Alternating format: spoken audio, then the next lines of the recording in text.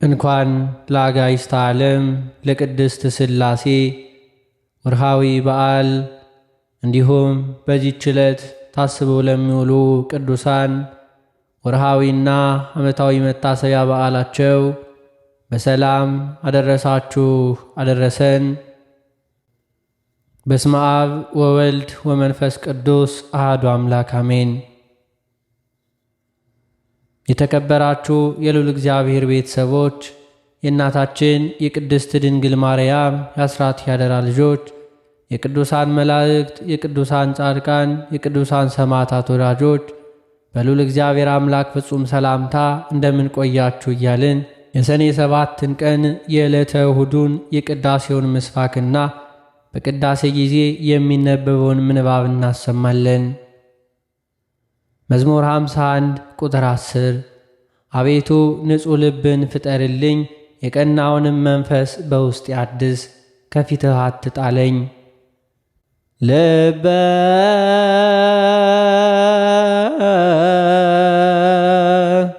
ንጹሕ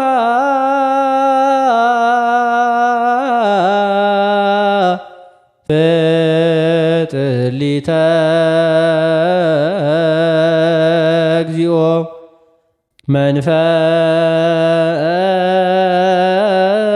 መንፈሰ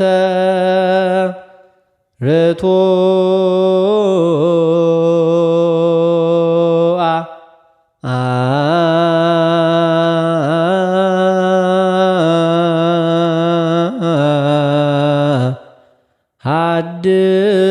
ሐድስ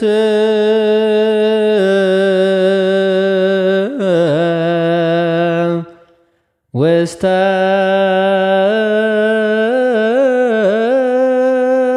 ከርስየ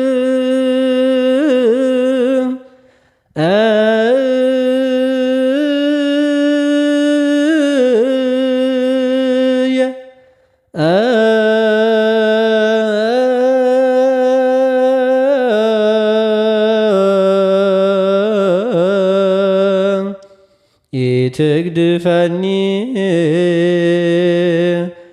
እምቅድመ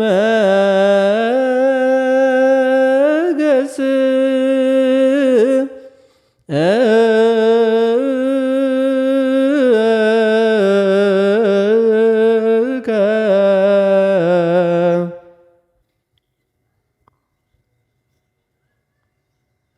በሰኔ 7 ቀን በዕለተ እሁድ በቅዳሴ ጊዜ የሚነበብ የመጀመሪያው ምንባብ የሐዋርያው የቅዱስ ጳውሎስ መልእክት ወደ ቆሮንቶስ ሰዎች አንደኛ ቆሮንቶስ ምዕራፍ 12 ቁጥር 1 እስከ ቁጥር 19። ቃሉም እንዲህ ይላል። ስለ መንፈሳዊ ነገርም ወንድሞች ሆይ ታውቁ ዘንድ እወዳለሁ። አሕዛብ ሳላችሁ በማናቸውም ጊዜ እንደምትመሩ ድምፅ ወደ ሌላቸው ወደ ጣዖታት እንደተወሰዳችሁ ታውቃላችሁ።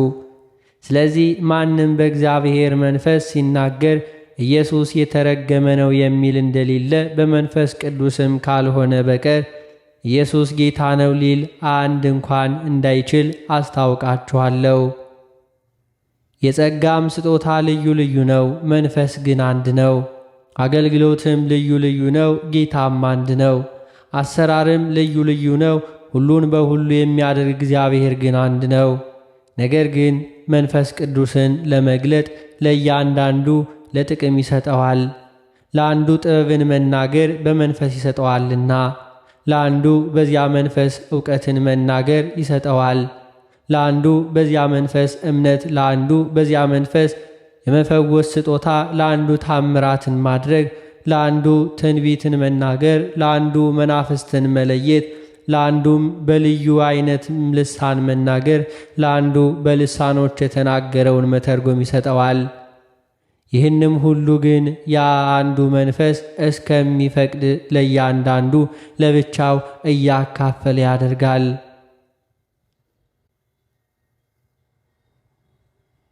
አካልም አንድ እንደሆነ ብዙ ብልቶችም እንዳሉት፣ ነገር ግን የአካል ብልቶች ሁሉ ብዙዎች ሳሉ አንድ አካል እንደሆኑ ክርስቶስ እንዲሁ ነው።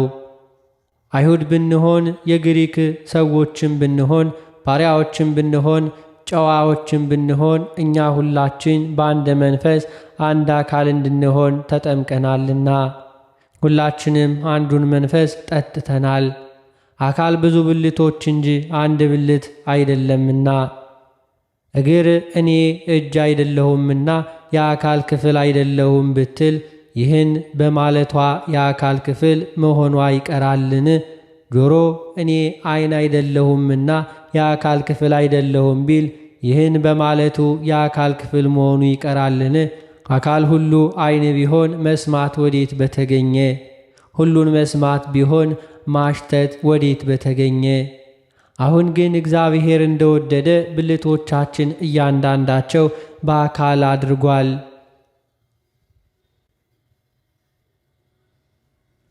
በሰኔ 7 ቀን በዕለተ እሁድ በቅዳሴ ጊዜ የሚነበብ ሁለተኛው ምንባብ የሐዋርያው የቅዱስ ዮሐንስ መልእክት አንደኛ ዮሐንስ ምዕራፍ 2 ቁጥር 20 እስከ ፍጻሜ። ቃሉም እንዲህ ይላል። እናንተም ከቅዱሱ ቅባት ተቀብታችኋል፣ ሁሉንም ታውቃላችሁ። እውነትን የምታውቁ ስለሆናችሁ ውሸትም ሁሉ ከእውነት እንዳልሆነ ስለምታውቁ እንጂ እውነትን ስለማታውቁ አልጽፍላችሁም። ክርስቶስ አይደለም ብሎ ኢየሱስን ከሚክድ በቀር ውሸተኛ ማን ነው? አብንና ወልድን የሚክድ ይህ የክርስቶስ ተቃዋሚ ነው። ወልድን የሚክድ ሁሉ አብ እንኳን የለውም። በወልድ የሚታመን አብ ደግሞ አለው። እናንተስ ከመጀመሪያ የሰማችሁት በእናንተ ጸንቶ ይኑር። ከመጀመሪያ የሰማችሁት በእናንተ ቢኖር እናንተ ደግሞ በወልድና በአብ ትኖራላችሁ። እርሱም የሰጠን ተስፋ ይህ የዘላለም ሕይወት ነው። ስለሚያስቷችሁ ሰዎች ይህንን ጽፌላችኋለሁ። እናንተስ ከእርሱ የተቀበላችሁት ቅባት በእናንተ ይኖራል። ማንም ሊያስተምራችሁ አያስፈልጋችሁም። ነገር ግን የእርሱ ቅባት ስለ ሁሉ እንዲያስተምራችሁ እውነተኛም እንደሆነ ውሸትም እንዳልሆነ እናንተንም እንዳስተማራችሁ በእርሱ ኑሩ። አሁንም ልጆች ሆይ በሚገለጥበት ጊዜ እምነት እንዲሆንልን በመምጣቱ በእርሱ ፊት እንዳናፍር በእርሱ ኑሩ። ጻድቅ እንደሆነ ካወቃችሁ ጽድቅን የሚያደርግ ሁሉ ከእርሱ እንደተወለደ ወቁ።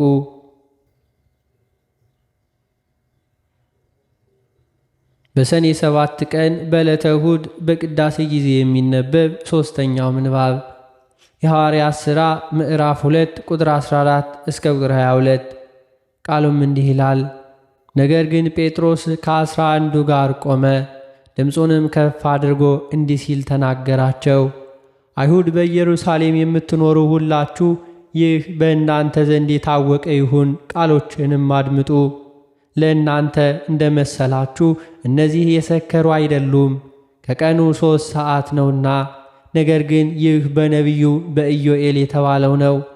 እግዚአብሔር ይላል፣ በመጨረሻው ቀን እንዲሁ ይሆናል፣ ሥጋ በለበሰ ሁሉ ላይ ከመንፈስ ያፈሳለሁ። ወንዶችና ሴቶች ልጆቻችሁም ትንቢት ይናገራሉ፣ ጎበዞቻችሁም ራእይ ያያሉ፣ ሽማግሌዎቻችሁም ሕልም ያልማሉ። ደግሞም በዚያች ወራት በወንዶችና በሴቶች ባሪያዎች ላይ ከመንፈስ ያፈሳለሁ፣ ትንቢትም ይናገራሉ። ድንቆችን በላይ በሰማይ ምልክቶችንም በታች በምድር እሰጣለሁ። ደምም እሳትም የጢስ ጥጋግም ይሆናል። ታላቅ የሆነ የተሰማም የጌታ ቀን ሳይመጣ ፀሐይ ወደ ጨለማ ጨረቃም ወደ ደም ይለወጣሉ። የጌታን ስም የሚጠራ ሁሉ ይድናል።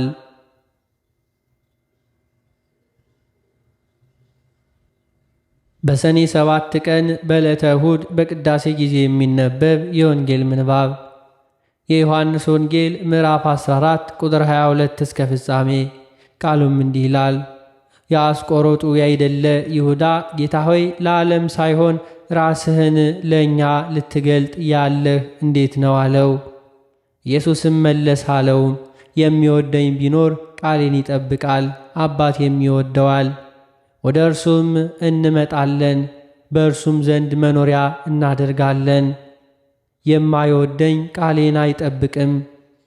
የምትሰሙትም ቃል የላከኝ የአብ ነው እንጂ የእኔ አይደለም። ከእናንተ ዘንድ ስኖር ይህን ነግሬያችኋለሁ።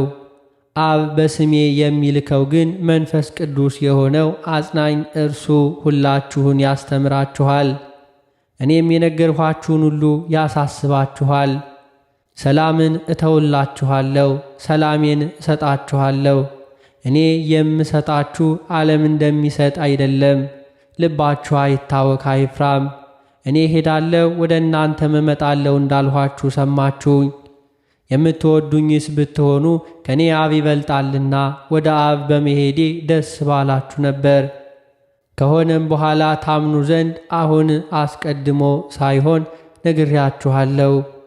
ከእንግዲህ ወዲህ ከእናንተ ጋር ብዙ አልናገርም፣ የዚህ ዓለም ገዥ ይመጣልና በእኔ ላይም አንዳች የለውም። ነገር ግን አብን እንድወድ ዓለም ቢያውቅ አብም እንዳዘዘኝ እንዲሁ አደርጋለሁ። ተነሱ ከዚያ እንሂድ አለ። ስለ ቃሉ የጌታችን የአምላካችን የመድኃኒታችን የኢየሱስ ክርስቶስ ስሙ የከበረና የተመሰገነ ይሁንልን።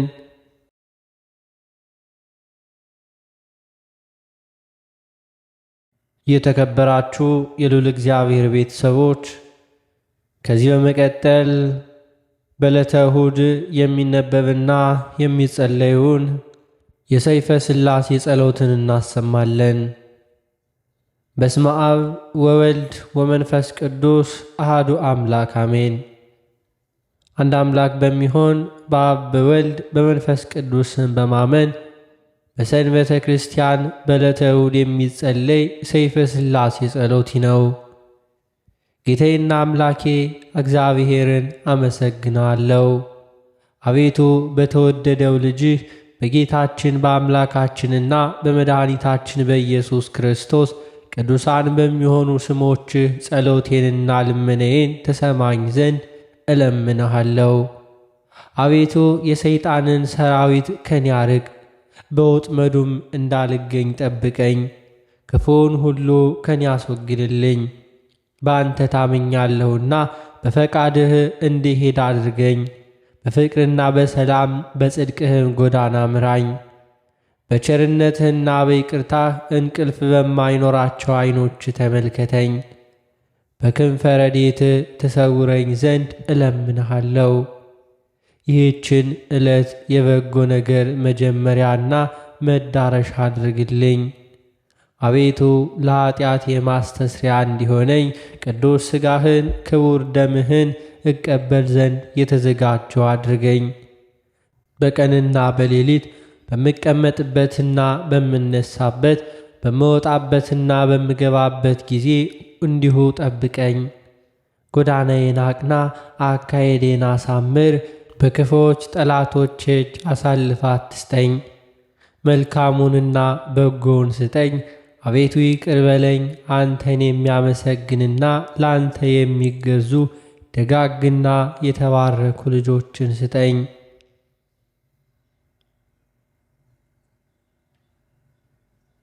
አቤቱ በዚች በተባረከች ዕለት ከቸርነት ስጦታ መልካሙን ነገር ትሰጠኝ ዘንድ እማልድሃለሁ። አቤቱ አንተ ሁሉን ታውቃለህና ኀጢአቴንና በደሌን ደምስስልኝ እንጂ አታስብብኝ። ዳግመኛም በእኔ ላይ ጥቂት በጎ ነገርን ታያለህ፣ ነገር ግን በቸርነትህ ታበዛልኝ ዘንድ እለምንሃለሁ። አሁንም ደግሞ የልቡናዬን ትካዜ ታውቃለህ፣ ነገር ግን ሐሳቤን ሁሉ ከፍጻሜ ታደርስልኝ ዘንድ እለምንሃለሁ። እንደ ይቅርታም ብዛት ይቅር በለኝ። ወልደው በመልካም አስተዳደግ አሳድገው ለዚህ ላደረሱኝ እናትና አባቴ አቤቱ መልካሙን ዋጋ ስጣቸው። አቤቱ ከሚያስፈራ ፍርድ አድነኝ፣ ከባለሟሎች ጋር አንድ አድርገኝ። ሁል ጊዜ ስነ ምግባሬን ወይንም ጸባዬን አሰማምር፣ በደሌን ይቅርበል። ለሰው ልጅ ፍጥረት ሁሉ ስለ እርሷ መድኃኒት የተሰጠባት ቅድስት በምትሆን ስለዚህች የትንሣኤህ ዕለት ብለህ ጠብቀኝ። አቤቱ ፈቃድህን እንዳደርግና በትእዛዝህም እንድመራ ዐይነ ልቦናዬን ታበራልኝ ዘንድ ሁሉ ይቻልሃልና። አቤቱ የአባቴንና የእናቴን በደላቸውን አስተስርይላቸው፣ ክፋታቸውን አታስብባቸው። በቸርነትህና በይቅርታ ከገሃነም እሳት አድነኝ። ኃይል፣ መንግሥትና ሥልጣን ያንተ ናት ለዘላለሙ አሜን።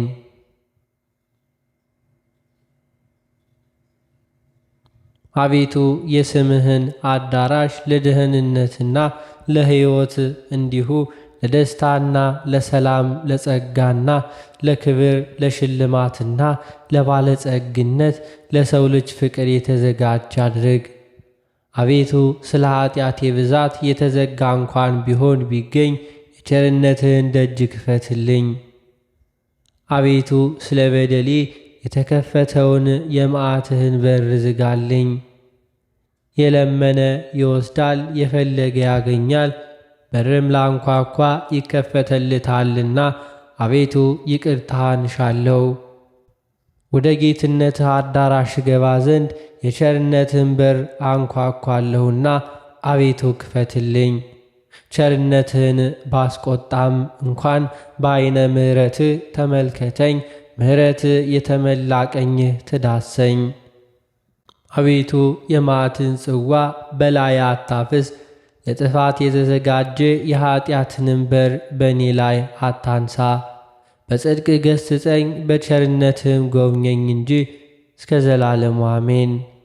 አቤቱ የጽድቅ መገኛ ሆይ ከአንተ ዘንድ ጽድቅ እሻለሁ። አቤቱ የትዕግሥት መዝገብ ሆይ ትዕግሥትን ታድለኝ ዘንድ እሻለሁ። አቤቱ የጥበብ መገኛ ሆይ ከአንተ ዘንድ ጥበብ እፈልጋለሁ። የማይዳሰስ የማይጨበጥ ነበልባላዊ አንደበት መለኮታዊ ፀሐይ ልዩ ሦስት የምሆን አብ ወልድ መንፈስ ቅዱስ ሆይ እነሆ ቅድመ ዓለም አነዋወርህ አይመረመርም። የጥበብ መሠረቷ የምሕረት አባቷ ሀገርህ ሀገረ ሕይወት ከተማህም የመድኃኒት ከተማ ነው። የእውነት መገኛ የአእምሮ መፍለቂያ የንጽሕና አዳራሽ የደስታ መፍሰሻ የጽድቅ አቀነባባሪዋ የኢየሩሳሌም ሙሽራዋ ገነትን ያበጅሃት መንግሥተ ሰማያትን ያዘጋጅሃት ነግነግ ጽባሃ ጽባህም የምትባል አንተነ።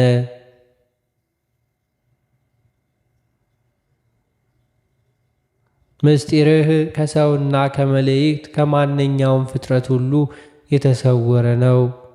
አንተ ብትችል እንጂ የማይችሉ፣ ብትፈጥር እንጂ የማይፈጥሩህ፣ ብትገዛ እንጂ የማይገዙ ነህ። ሰማይን በማይዳሰስና በማይታይ ረቂቅ ነፋስ በስፋት ፈጠረሃት። ምድርንም በሰፊ ባህር ላይ በትእዛዝ ፈጥና አጸናሃት። ጸጋን የምትሰጥ ስሁል ሰይፈ ሥላሴ ብርሃናዊ ድንኳንህ በላዩ ላይ የከዋክብት ነጸብራቅ የሚንቦገቦግ በረጅም የእሳት ድንኳን ተራራ ጫፍ ላይ የተተከለ ነው። መንበርህም በውስጡ የመባረክ ታሶችና የነጎድጓድ አንበሬዎች የሚመላለሱበት እንዲሁም የቸርነትህ ሜሮን በእርሱ የሚፈስበት በነጭ ዕንቁ የተሠራና የታነጸ ነው። ሰረገሎች ኪሩቤል ባለ 6 ክንፍና 4 ገጽ ያላቸው ከግር እስከ ራስ በዓይናቸው የተሞሉ ናቸው። ከግርማ የተነሳ ፍርሃት ልጓማቸው፣ ለአድም ልባቸው፣ ምስጋናህ ምግባቸው፣ ወዳሴህ መጠጣቸው፣ ጌትነትህን ማድነቅ ሲሳናቸው ነው። ለኪደተ እግራቸው የተወሰነ ሜዳ ለራሳቸው መጠጊያ ወይንም ደገፋ የለውም። የመለኮትህ የሰረገላነት መሰላል ያመጥቃቸዋልና ነፍስና ሥጋን የምትገዛ ልዩ ሦስት የምትሆን ጌታዬና ንጉሴ አምላኬና ፈጣሪ ሆይ ለአዳራሽ መብራት ለመመላለሻ ፀሐይ አትፈልግም። አቤቱ ማረኝ፣ ይቅር በለኝ። መዓዛም ወይንም መከድም ባይኖርባት ለዘላለም የምትኖር እጅህ በአርያህና በምሳሌህ በመፍጠር ችሎታህ ፈጥረኸኛልና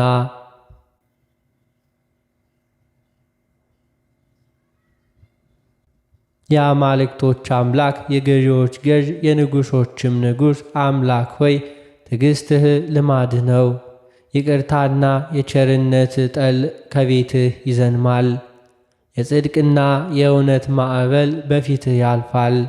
አቤቱ መተዳደፌን ለማንጻት እርኩሰቴንም ለመቀደስ አቤቱ ከኀጢአት ደዌ ለማዳን ከበደልም ሕማሜ ለመፈወስ አቤቱ የወደቅሁትን ለማንሳት የሰጠምኩትን ለማውጣት አቤቱ ያጠፋሁትን ለመፈለግ የተጣልኩትን ለማንሳት አቤቱ ከኀጢአት ማሰሪያ ለመፍታት ከሰይጣን ወጥመድ ለመጠበቅ ንጹሐን ከሚሆኑ ጭፍሮችና ቅዱሳን ከሚሆኑ መላእክት ላክልኝ።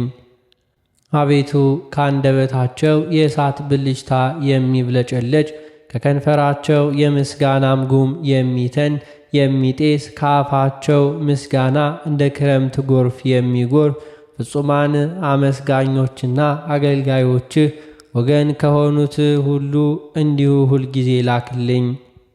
ግርማህ እጅግ አስፈሪ ነው። አንተ የቡሩካን ጻድቃን አክሊልንና አሸናፊዎች ለሚሆኑ የሰማዕታት የራስ ወርቅ ነህ። አምልኮህን ወይም አንተን ማምለክ ያዘኑትን ያስደስታል፣ ለሩቆቹ ሰላም ለቅርቦቹም ደህንነት ነውና። ልዩ ሦስት አብ ወልድ መንፈስ ቅዱስ ሆይ የዲያብሎስን እሾህ ከሥጋና ከነፍሴ ላይ ነቃቅለህ ጣልልኝ።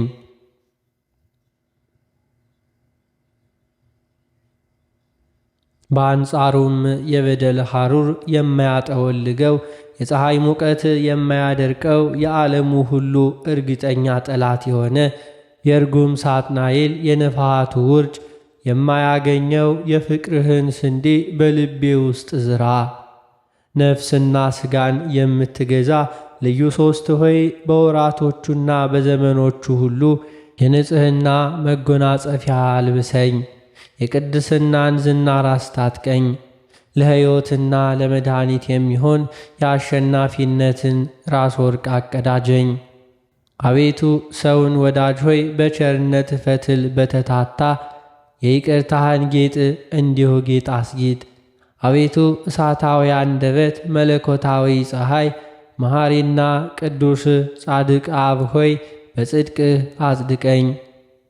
የተቀደሰውን ክርስቲያንነቴን በልጅህ በአማኑኤል በቅዱስ ሥጋውና በክቡር ደሙ መርፌ እንዲሁ ጥቀምልኝ ወይም ስፋልኝ። አቤቱ ወልድ ዋህድ ሆይ ከሚያስጨንቁኝ ኀጢአተኞችና ከሚከቡኝ ጠላቶቼ እንደ ዐይን ብሌን ጠብቀኝ፣ በክንፈ ረድኤትህም ሰውረኝ። ያዘኑትን የምታረጋጋ ተስፋ ላጡ ተስፋቸው የምትሆን መንፈስ ቅዱስ ሆይ መቅሰፍትህን ከኔ አርቅ። ከክንድህ ጽናት የተነሣ እኔ ባሪያህ ወድቄአለሁና። ዳግመኛም የመድህን ሙሽራ በምትሆን በዚች በቅድስት ቤተ ክርስቲያን እማጸናለሁ። አሁንም ከሰማይ በወረደ በዚህ የቁርባን ኅብስት ላይና ጥበብን የአብ ልጅ የሚሆን ጌታችን ኢየሱስ ክርስቶስ በዚህ መከራ በተቀበለባት ዕለት ከጎኑ በፈሰሰው በዚህ ጽዋ መድኃኒት ላይ ረበህ ስላከበርከው እማጸናለሁ። አምላክን በወለደች የቁርባን የወርቅ ሙዳይ በምትሆን በእግዝእትነ ማርያም ጸሎት እማጸናለሁ።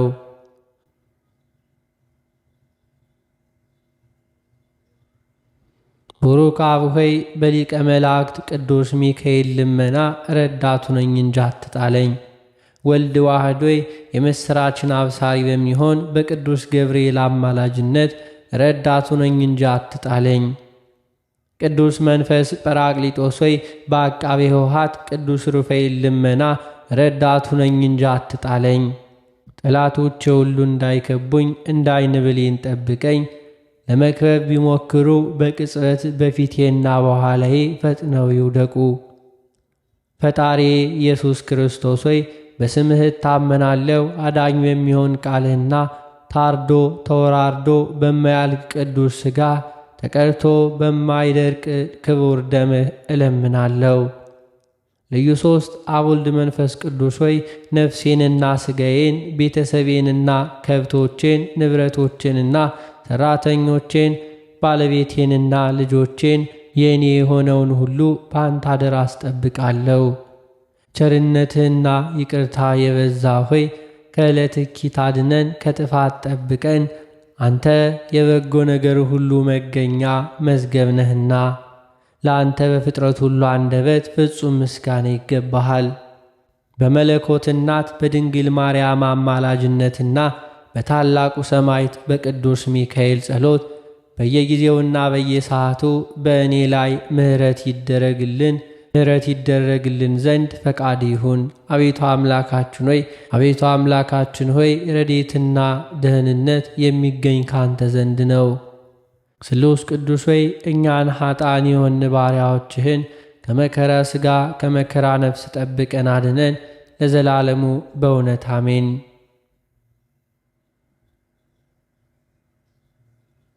ይቅርታቸውና ሀብተ ረድኤታቸው ከወዳጆቻቸው ከእኛ ከሁላችን ሕዝበ ክርስቲያን ጋር ይሁንና ስሉስ ቅዱስ ያደረጉት ተአምር ይህ ነው። እግዚአብሔርን የሚፈራ ቸር ጻድቅ የሆነ ስሙ አብርሃም የተባለ ምድያም በሚባል ሀገር አንድ ሰው ይኖር ነበር። የሚስቱም ስም ሳራ ይባላል። እነዚህ ቅዱሳን በሥላሴ ሕግ ተጠብቀው ስደተኛውንና እንግዳውን ተቀብለው ያስተናግዱ ነበር። እንግዳ ሳይዙ ወይንም ሳይኖር የሰናፍጭ ቅንጣት ስንኳን ያህል ምንም አይቀምሱም ነበር። የበጎ ነገር ጠላት የሆነ ሰይጣንም ይህንን በተመለከተ ጊዜ ከጭፍሮቹ አንዱ እንዲህ ሲል ላከው፣ እንግዶች ሁሉ ወደ አብርሃም ቤት እንዳይሄዱ ሄደህ በምድያም ጎዳና ተቀምጠህ እውነቱን ወደ ሐሰት ለውጠህ ተናገር። እነሆ ደምህ በመሬት ላይ እስኪወርድ ድረስ ራስክን በድንጋይ ፈጥፍጠው። ሰይጣኑም ይህን ትእዛዝ ከተቀበለ በኋላ ወደ ምድያም ወረደና ደሙ በምድር ላይ እስኪፈስ ድረስ ራሱን በድንጋይ ገምሶ በጎዳና ላይ ተቀመጠ። በጎዳና የሚያልፉ መንገደኞች ወደ እርሱ በደረሱ ጊዜ እናንተ መንገደኞች ከወዴት መጥታችኋል? እንዴትስ ትሄዳላችሁ? ሲል ጠየቃቸው። መንገደኞቹም እኛስ ወደ ደገኛው ወደ አብርሃም ቤት እንሄዳለን አሉት።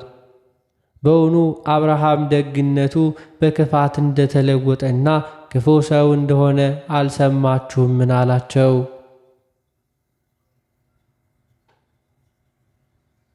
እነሆ እንግዳ ከመጥላቱ የተነሳ ደሜ በመሬት ላይ እንደ ውሃ እስኪፈስ ድረስ የፈነከተኝን ራሴን መታችሁ ተመልከቱ። ይልቁን በእኔ የደረሰ እንዳይደርስባችሁ አትሂዱ አላቸው። እንግዶቹም የአቸርና መልካም ሰው የነበረ አብርሃምም ምን ነክቶት ክፉ ሰው ሊሆን ቻለ በማለት እርስ በራሳቸው ተወያዩ።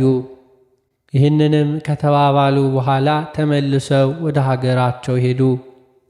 በዚህችም ዕለት አብርሃም ከቤቱ ወጥቶ በጎዳና እንግዳ ፈልጎ አጣ። ከዚያም ወደ ቤቱ ተመልሶ ገባና ምንም ሳይቀምስ ተኛ። በማግስቱም 5 ሰዎች ወደ አብርሃም ቤት ሲሄዱ ያ ተንኰለኛ ሰይጣን አገኛቸውና እንደ ቀድሞው እናንተ ሰዎች ወዴት ትሄዳላችሁ? ሲል ጠየቃቸው። እነሱም ወደ አብርሃም ቤት እንሄዳለን አሉ። ሰይጣኑም መልሶ ወንድሞች ሆይ አብርሃም ራሴን ፈንክቶኝ ከመሃል ራሴ የሚወርደውን ደሙን ኑ ተመልከቱ አላቸው። እነሆ አሁንም እንደኔ እንዳትሆኑ በሰላም ወደ አገራችሁ ተመለሱ አላቸው። ከዚህ በኋላ እነዚያ እንግዶች እርስ በራሳቸው አብርሃም ከሚገለንስ ወደ ሀገራችን ብንመለስ ይሻላል ተባባሉ። ዳግመኛም እንደ ልማዱ አብርሃም ወደ ጎዳና ወጥቶ ፀሐይ እስኪጠልቅ ድረስ ሲጠብቅ ውሎ ምንም እንግዳ ሳያገኝ ቀረ። ከዚያ ወደ ቤት ተመልሶ ምንም ሳይቀምስ ተኝቶ አደረ። በሦስተኛውም ቀን አጋዕዝተ ዓለም ቅድስት ሥላሴ የአብርሃምን የልቡን ቆራጥነትና የሰይጣንን ተንኰል ተመልክተው ወደ አብርሃም ቤት ሄዱ።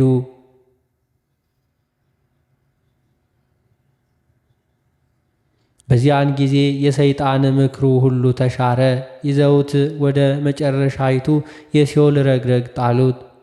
እሊህ ቅድስት ሥላሴም በእንግዳ ደንብ በአብርሃም ቤት ደጃፍ ተቀመጡ።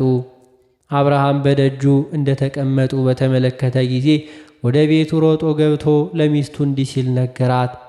እህቴ ሳራ ሆይ እነሆ የከበሩ አረጋውያን 3 እንግዶች መጥተዋልና እንግዲህ አንቺ ፈጥነሽ እንጀራውንና ወጡን ጥሩውን ጠላና መልካሙን ጠጅ አዘጋጅ፣ እኔም የወይፈን ፍሪዳ አርዳለሁ አላት። ሳራም ሚስቱ እሺ ጌታዬ እንዳልከኝ አደርጋለሁ አለች። ዳግመኛም እንዲሁ ጎሮጎውን ማሩንን ታዘጋጅና ለእግራቸው መታጠቢያ ውሃ በምንቸት ታሞቅላቸው ዘንድ አዘዛት። ከዚህም በኋላ ለእያንዳንዳቸው በየራሳቸው 3 ታላላቅ ዳቦ ትጋግር ዘንድ አዘዛት። አብርሃምም ይህንን ከተናገረ በኋላ ወይፈኑን አርዶ ሥጋውንም በብልቱ አወጣው። ከዚህ የታረደው የወይን ሥጋ በትከሻው ተሸክሞ ወደ ቤቱ ይዞ ከገባ በኋላ ለሚስቱ ሰጣትና እኔ እግራቸውን እስካጥብ ድረስ ይህንን ሥጋ ቅባቱን በዛ አድርገሽ በጨውና በቅመም አጣፍጠሽ ስሪው አላት። እሷም እሺ በጅ አለችው። አብርሃምም ከቤቱ መድረክ በስተ ውጭ ሥላሴን ባገኛቸው ቦታ ላይ ልብሱን አነጠፈና ጌቶቼ እግራችሁን አጥብ ዘንድ ወደ ወንድማችሁ ቤት ዝለቁ ግቡ አላቸው። ከዚህ በኋላ ተነስተው ወደ ድንኳኑ ወደ አዳራሹ ገቡና ባነጠፈላቸው ምንጣፍ ላይ ተቀመጡ። በዚህም ጊዜ የአብን እግር ማጠብ ጀመረና አብን ካጠበ በኋላ ወልድና መንፈስ ቅዱስ ታጥበው አገኛቸው፣ ያለ መለየት አንድ ናቸውና።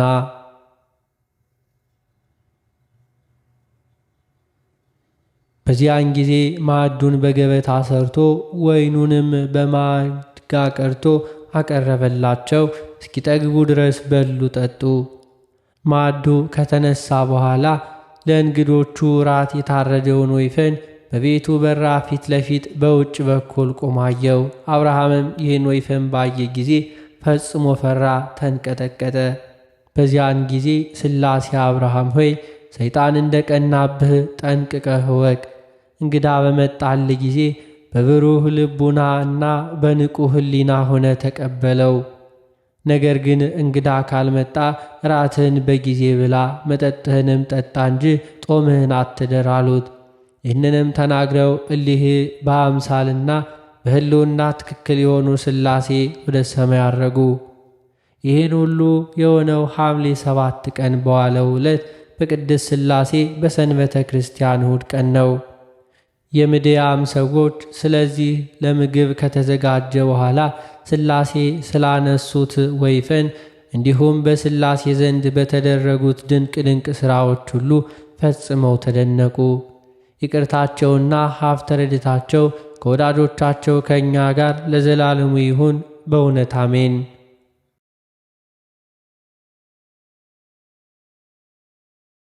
የተከበራችሁ የልዑል እግዚአብሔር ቤተሰቦች ከዚህ በመቀጠል በሰኔ 7 ቀን የሚነበበውን ስንክሳር እናሰማለን። በስመ አብ ወወልድ ወመንፈስ ቅዱስ አሐዱ አምላክ አሜን። አንድ አምላክ በሆነ በአብ በወልድ በመንፈስ ቅዱስ ስም ሰኔ 7 በዚች ቀን ቀሊን ከሚባል ሀገር ቅዱስና ቡሩክ ድል አድራጊም የሆነ አባ አበስኪሮን በሰማዕትነት ሞተ። ይህም ቅዱስ ከእንዲናው ገዥ ከአርያኖስ ጭፍራ ውስጥ ነበር። የከሃዲው ንጉሥ የዲዮቅልጥያኖስ ስለ አምልኮተ ጣዖት የሆነች ትእዛዙ በደረሰች ጊዜ ወዲያውኑ ይህ ቅዱስ በሕዝቡ መካከል ተነስቶ ንጉሡን ረገመው፣ ጣዖታቱንም ሰደበ። ወታደር ስለሆነም ያሰቃየው ዘንድ ማንም አልደፈረም። ነገር ግን በንጉሡ አዳራሽ ውስጥ አሰሩት። መኮንኑም ወደ ሀገሩ አስዮጥ በሄደ ጊዜ ወደ ንጉሥ ላከው። ከእርሱም ጋር ሌሎች ወልፍዮስ፣ አርማኒዮስ፣ አርኪያስ፣ ጴጥሮስ፣ ቀራኔዎስ የተባሉ ነበሩ። እሊህም ክብር ይግባውና ስለ ጌታችን ኢየሱስ ክርስቶስ ደማቸውን ሊያፈሱ ከአባ አበስኪሮን ጋር ተስማሙ። በንጉሡም ፊት በቆሙ ጊዜ በጌታችን ታመኑ። ንጉሡም ትጥቃቸውን ይቆርጡ ዘንድ በየአይነቱ በሆነ ስቃይ እንዲያሰቃዩአቸው አዘዘ። ንጉሡ እንዳዘዘም አደረጉባቸው። ከእሊህም ከ5ቱ ግን ራሶቻቸውን የቆረጧቸው አሉ፣ የሰቀሏቸውም አሉ። እንዲህም ገድላቸውን ፈጽመው የሕይወት አክሊልን ተቀበሉ። የከበረ አበስኪሮን ግን ታላቅ ግርፋትን እንዲገርፉ ታዘዘ።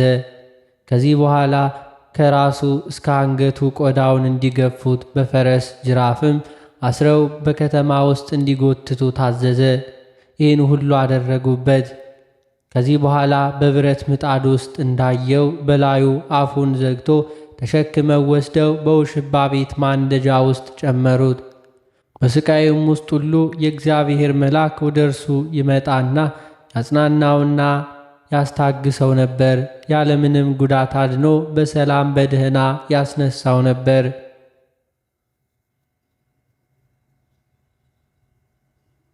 ከማሰቃየቱም በደከመ ጊዜ ከሥራየኞች ሁሉ የሚበልጥ በሥራዩም ወደ አየር ወጥቶ ከአጋንንት ጋር የሚነጋገር ሥራየኛ መጣለት። እርሱም በውሽባ ቤት ውስጥ ገብቶ ሽንቱን እንዲረጩበት አዘዘ። እንዲሁም አደረጉበት። እባብንም ይዞ በላዩ አሾከሾከና ለሁለት ክፍልም ሆኖ ተሰነጠቀ። መርዙንና ሆድ ዕቃውን ወስዶ በብረት ጭን አድርጎ አበሰላቸው። በውሽባ ቤት ውስጥ ወደ አባ አበስኪሮን አቅርቦ ያንን መርዝ ይበላ ዘንድ ሰጠው። ቅዱሱም በላ፣ ነገር ግን ምንም ጉዳት አልደረሰበትም።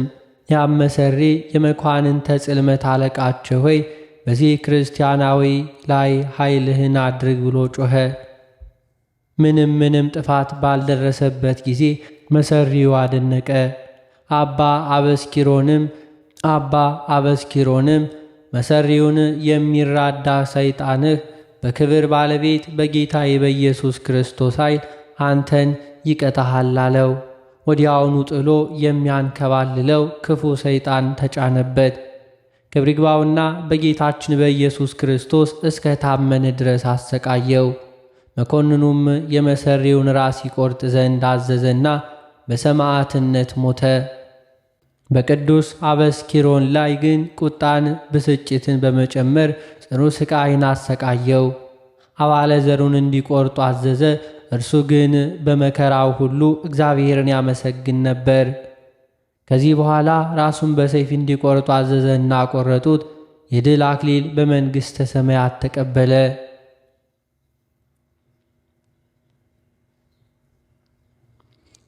ከቅዱስ አበስኪሮን ታምራት አንዱን እንነግራችኋለን። በግብፅ ደቡብ በስሙ የታነጸች ቤተ ክርስቲያን ነበረች። ካህናቷም ክፉ ሥራ የሚሰሩ ክፉዎች ነበሩ። ቅዱስ አበስኪሮንም በክፋታቸው ተመልሰው ንስሐ ቢገቡ ብሎ ጠበቃቸው። ባልተመለሱ ጊዜ ግን የንዳድ በሽታ አምጥቶ እንዲሁ ሁሉም በአንድ ጊዜ ሞቱ። ከዚህ በኋላ ቅዱስ አበስኪሮን ተቀምጦ የላይ ግብፅ የሆነች ብያሁ ወደምትባል ሀገር ደረሰ። የአገሩ ሰዎችም በደጃቸው ተቀምጠው ሳይተኙ በጨረቃ ብርሃን እርስ በርሳቸው ያወሩ ነበር። የከበረ አበስኪሮንም እንዲሁ ከፊታቸው ደርሶ ሰላም ለእናንተ ይሁን አላቸው። ባዩትም ጊዜ የሰላምታውን አጸፋ እየመለሱ ተነስተው ተቀበሉት። ሁለተኛም ያችን የሚሻትን ምድር እስኪመለከታት ከምድራችሁ ጥቂት እንድትሰጡኝ እሻለሁ አላቸው። እነርሱም ጌታችን እንደወደድክ ይሁንልህ አሉት። 100 የወርቅ ዲናርም ሰጥቷቸው ተሰወራቸው። እነርሱም ከዚህ ራእይ የተነሳ አደነቁ። ከተኙ በኋላ ቤተ ክርስቲያኒቱን አፍርሶ ከግብፅ ደቡብ ወደ ላይ ግብፅ በያው ወደምትባል ሀገር 100 የወርቅ ዲናር ወደ ገዛት ምድር ከንዋየ ቅድሳቷ ሁሉና ከአጸዷ ጋር አምጥቶ በዚያ ቆማት። የሀገሩ ሰዎችም በጠዋት ነቅተው ወደ ውጭ በወጡ ጊዜ ቤተ ክርስቲያኒቱን በደጃቸው አገኟት። እጅግ ፈጽሞም አደነቁ። ምስጉን እግዚአብሔርንም አመሰገኑ። ከዚህ ጊዜ ጀምሮ ድንቅ ታምር የሚደረግባት ሆነ። ለእግዚአብሔር ምስጋና ይሁን። እኛንም በዚህ ሰማዕት ጸሎት ይማረን፣ በረከቱም ከእኛ ጋር ትኑር ለዘላለሙ አሜን። በዚህችም ዕለት መኮንኑ አርማኒዎስ ያሰቃያቸው የ16,000 ሰማዕታት የረፍታቸው መታሰቢያ ሆነ። በረከታቸው ከእኛ ጋር ትኑር ለዘላለሙ አሜን።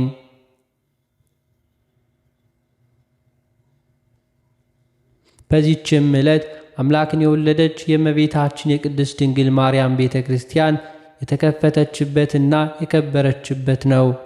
እርሷ ዌላ በሚባል አደባባይ ያለች 3 ዓመት ከ6 ወር ተዘግታ የኖረችበት ነበር።